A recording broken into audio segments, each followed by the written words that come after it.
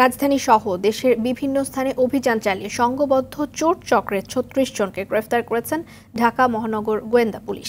এ সময় ৬১ ভরি স্বর্ণালংকার, নগদ ৭,৯০,০০০ টাকা উদ্ধার করা হয়। মূলত চোর চক্রের সদস্যরা ঈদের আগে এবং পরে এসব চুরি করেছিল বলে জানায় পুলিশ। দুপুরে রাজধানীর ডিএমপি মিডিয়া সেন্টারে সংবাদ সম্মেলনে এসব তথ্য জানান অতিরিক্ত পুলিশ কমিশনার হারুনুর রশিদ। সাদিয়া কানিজের সহায়তায় মারুফ রেজা রিপোর্ট। ডিএমপির অতিরিক্ত কমিশনার হারুন ও রশিদের বর্ণনায় গেল ১৩ থেকে ১৯ এপ্রিলের কোনো এক সময়ে ধানমন্ডি মডেল থানায় ৩৩ নম্বর বাসায় দুর্ধর্ষ চুরি হয়। চোরেরা নিয়ে যায় ৪১ ভরি স্বর্ণসহ নগদ ৭ লাখ টাকা।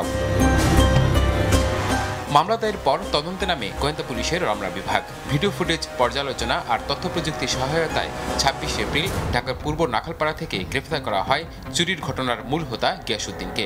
সেই সঙ্গে জব্দ করা হয় চুরি হওয়া স্বর্ণ আর নগদ টাকা। উদ্ধার হয় চোরাই কাজে ব্যবহৃত যন্ত্রপাতি ও ধারালো অস্ত্র। সানবিট সব দিবে সামাল। সানবিট ম্যাজিক প্রেস ডিশওয়াশিং এর মাথা ঘোরানো সলিউশন। চুরিটা করে তারা মাটির নিচে পুঁতে রেখেছিল আর ভেবেছিল যে যখন পুলিশ থেমে যাবে, তখন তারা একটা মাটির নিচ থেকে তুলে এটা আবার তারা ভাগ বাটোয়ারা করবে।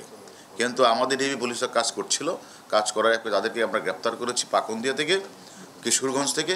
গ্রেপ্তার পর তাদেরকে দিয়ে আমরা ওই মাটির নিচ থেকে স্বর্ণগুলি আমরা তুলেছি। এছাড়াও ঈদের আগে পরে মিলিয়ে রাজধানীর ওয়ারি সহ দেশের বিভিন্ন এলাকায় অভিযান চালিয়ে শিথিল চোর চক্রের ৩৬ সদস্যকে গ্রেফতার করে ডিএমপি গোয়েন্দা বিভাগের একাধিক টিম। উদ্ধার হওয়া মোট স্বর্ণের পরিমাণ ৪১ ভরি আর নগদ অর্থের পরিমাণ ৭,৯০,০০০। তারা কোথায় কোথায় চুরি করেছে আমরা সেটা খুঁজে বের করব। আমরা মনে করি যারা এই গ্রিল কাটা চোর তারাই এক সময় বড় অপরাধে পরিণত হয়, ডাকাতি কাজে জড়িত হয়ে যায়। আমরা মনে করি চুরির ঘটনা যেখানেই ঘটবে আমরা আমাদের ডিবি তাৎক্ষণিক সে মামলাটা আমরা ছায়াতদন্ত করে দ্রুত বের করার চেষ্টা করব।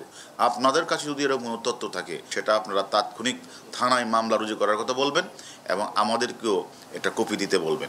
সংবাদ সম্মেলনে জানানো হয়, রাজধানীর যেখানেই চুরি হোক না কেন অভিযুক্তদের বিরুদ্ধে পদক্ষেপ নেবে ডিবি পুলিশ। আমাদের কথা হলো কোনো ঘটনা যদি ঘটে যায় আমরা কোনোটাকে আনটাচ করি না। মারুফ রেজা, RTV, ঢাকা।